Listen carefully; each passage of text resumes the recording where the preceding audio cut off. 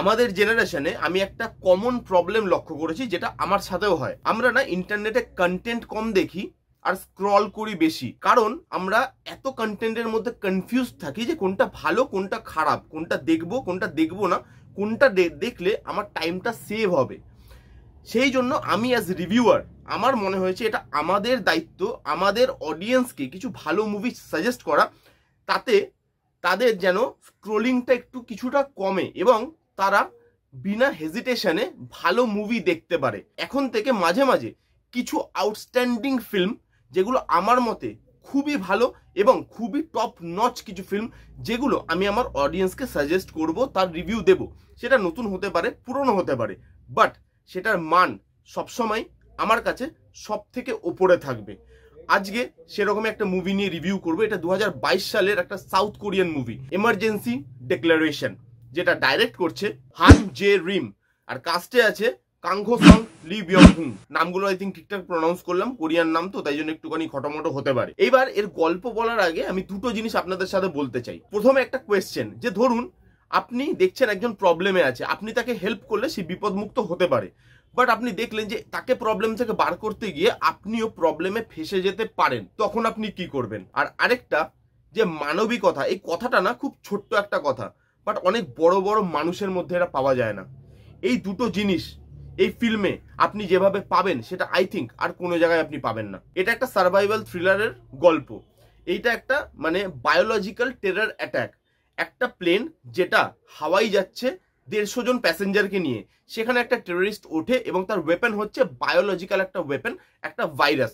সে প্লেনে গিয়ে ভাইরাসটা ছেড়ে দেয়। এইবার সেই 150 জনের কি হবে, তারা ঠিকঠাক মতো তাদের জায়গায় পৌঁছাতে পারবে কিনা, বা আলটিমেটলি সবাই সেখান থেকে বেঁচে বেরোতে পারবে কিনা, এই নিয়েই এই গোটা সিনেমাটা। যারা দেখেননি, মাস্টলি রেকমেন্ডেশন রইল এই সিনেমাটা দেখার। আপনি কোরিয়ান মুভি যদি ফলো করে থাকেন, যদি ফলো না করে থাকেন আমি তো বলবো মাস্টলি করুন। যদি মানে করে থাকেন তাহলে আপনি জানেন যে কোরিয়ান মুভিতে আমরা সবাই কোরিয়ান মুভিকে চিনি থ্রিলার বা সাসপেন্স, এই ধরনের সিনেমা বানানোর জন্য তারা খুব বিখ্যাত। বাট আপনি যদি খেয়াল করে থাকেন, এই ধরনের সিনেমা তো মানে থ্রিল সাসপেন্স, এর মধ্যেও তারা ড্রামাটাকে যেভাবে অ্যাড করে সেটা আউটস্ট্যান্ডিং, এবং ড্রামার সাথে সাথে যেভাবে ইমোশনালি সেই ড্রামাটা গ্রো করে সেইটা খুব অর্গানিক লাগে, যে একদম যাতে স্ক্রিন প্লের সাথে মিশে আছে। এবং এই ফিল্মের মধ্যেও এই দুটো জিনিস আপনি খুব ভালো করে পাবেন। ড্রামাটাকে কোরিয়ান ফিল্মের থেকে ভালোভাবে কেউ প্রেজেন্ট করতে পারে বলে আমার মনে হয় না। এখানে আপনি যদি দেখেন যেভাবে ড্রামাটা ক্রিয়েট হয় এবং যেভাবে ইমোশনটা গ্রো করে লাস্টে গিয়ে, কারণ কোরিয়ান মুভি সবসময় আপনি দেখবেন ফার্স্ট হাফটা একটু স্লো পেস হয় বা স্লো বার্ন ট্রিটমেন্টে হয়, এটাও ঠিক তাই। প্রথম হাফটা একটু স্লো বার্ন ট্রিটমেন্টে করা, তারপরে গিয়ে মুভিটা পেস নেয়, এবং যখন পেস নেয় তখন মুভিটার কোথাও থামে না। এবং ওই মানে স্লো বার্ন ট্রিটমেন্টটা ফার্স্ট হাফে কি কাজে দেয়? কাজে দেয় হচ্ছে ওই ড্রামাটা ক্রিয়েট করতে, ওই ইমোশনটা ক্রিয়েট করতে, লোকজনের মধ্যে যে কনভারসেশন হচ্ছে সেই ড্রামাটা আপনি ভালোভাবে দেখতে পান।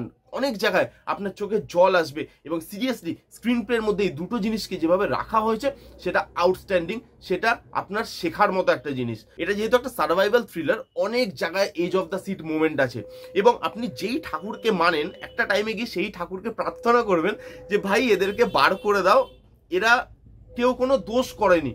এমন একটা এজ অফ দ্য সিট আপনাকে এই ব্যাপারটা দেবে। আর এজ অফ দ্য সিটের সাথে সাথে না এই মুভিটা যেটা করে, যে ভুল আর ঠিক দুটো জিনিস আপনার সামনে রাখবে, বাট আপনি ডিসাইড করতে পারবেন না আপনি কোন দলে আছেন।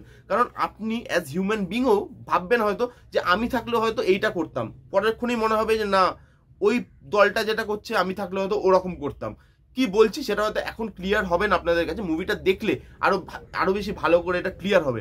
তো এই দুটো জিনিস এখানে যেভাবে এই জিনিসটাকে এগিয়ে নিয়ে গেছে এবং এজ অফ দ্য সিট মোমেন্টগুলো ক্রিয়েট করেছে, তার সাথে সাথে এই ঠিক ভুলের বিচারটা যেটা আপনার ওপরে ছেড়ে দিয়েছে, সেই জিনিসটা আউটস্ট্যান্ডিং। তার সাথে কিছু ক্যামেরা শট যেটা এই সিনেমাতে দেখবার মতো, যেখানে একটা জায়গা আছে, একটা গাড়ি যাবে এবং গাড়িটা অ্যাক্সিডেন্ট করবে, ক্যামেরা গাড়ির ভেতরে, এবং পুরোটা ওয়ান টেক শট, গাড়িটা লাগবে, ক্যামেরা গাড়ির ভেতরেই আছে। সেই গাড়ির ভেতরে অ্যাক্সিডেন্ট হওয়ার পর গাড়িটার যে অবস্থা হবে সেটা আউটস্ট্যান্ডিং। যেভাবে এই মুভিটাকে টেকনিক্যালি স্ট্রং করা হয়েছে সেটা দেখবার মতো। ভিএফএক্স পোর্শন খুব strong, look and feel lavish, এবং যেইভাবে শ্যুট করা হয়েছে, যেভাবে প্লেনগুলোকে মানে প্লেনটাকে দেখানো হয়েছে, যেভাবে প্লেনের মধ্যে ফাইটগুলোকে দেখানো হয়েছে, সেটা ভিএফএক্স এবং টেকনিক্যালি এই মুভিটা কিন্তু খুব খুব স্ট্রং। খুব সুন্দর একটা সিনেমা এবং আপনার দেখে লাগবে যে আপনি বড় বাজেটের একদম রক্ত গরম করা একটা সিনেমা দেখছেন। কাংঘো সং, এই নামটা যারা কোরিয়ান মুভি দেখে তারা পরিচিত। প্যারাসাইটের মতো অস্কার উইনিং মুভির সাথে অ্যাসোসিয়েটেড ছিল। মেমোরিজ অফ দ্য মার্ডার্স, যেটা কাল্ট ক্লাসিক একটা কোরিয়ান মুভি, তার সঙ্গে ছিল। হোস্ট, তার সাথেও এই ছিল এই কাংঘো সং, এবং এই নামটা খুবই পরিচিত এবং অসাধারণ একটা অভিনয় করেছে। তার সাথে সাথে লি বিয়ং হুন, যে আই স দ্য ডেভিলের মতো ছবিতে ছিল, এবং এই দুজনের কম্বিনেশন এবং এই দুজন যেভাবে পারফর্ম করেছে, যেভাবে স্ক্রিন প্লেটাকে এগিয়ে নিয়ে গেছে, আউটস্ট্যান্ডিং। তার সাথে সাথে প্রত্যেকে যারা যারা ছিল, প্লেনের ক্রু মেম্বার থেকে শুরু করে ওই প্লেনের যারা যারা আরো প্যাসেঞ্জার ছিল তাদের থেকে শুরু করে প্রত্যেকটা লোক এখানে ভালো পারফর্ম করেছে। এখানে পারফরমেন্স আপনি টপ নচ পাবেন, এবং ওই পারফরমেন্সটাই ওই এজ অফ দ্য সিট মুভমেন্টটা আনবে, ওই ইমোশনটা, ওই ড্রামাটা ক্রিয়েট করবে। তো পারফরমেন্স এখানে খুব স্ট্রং। নেগেটিভ দিক আমার এই সিনেমাটায় কিচ্ছু লাগেনি, এবং যতগুলো সিনেমা এরকম ধরনের নতুন পুরনো একটু আউট অফ দ্য বক্স বা যেগুলো অতটা লোকের মতো পপুলার নয়, সেরকম ধরনের সিনেমা আমি রিভিউ করবো, তার মধ্যে নেগেটিভ দিকটা বোধহয় খুব কমই থাকবে, কারণ এই সিনেমাগুলো আমার কাছে ওয়ান অফ দ্য বেস্ট। তো যারা যারা দেখেননি এখন এমার্জেন্সি ডিক্লারেশন, দেখে ফেলুন। আমার আউটস্ট্যান্ডিং লেগেছে। অ্যামাজন প্রাইমে আছে, আপনি যদি চান আপনি গিয়ে দেখতে পারেন। অবশ্যই পুরো ফ্যামিলির সাথে দেখার মতো একটা সিনেমা, এবং এই রিভিউটা যদি ভালো লাগে তাহলে please give it a Thums up, like করবেন, কমেন্ট করবেন, শেয়ার করবেন, চ্যানেলটাকে মাস্ট সাবস্ক্রাইব করবেন। দেখা হচ্ছে নেক্সট কোনো ভিডিওতে। ততক্ষণ bye bye, take care and be safe.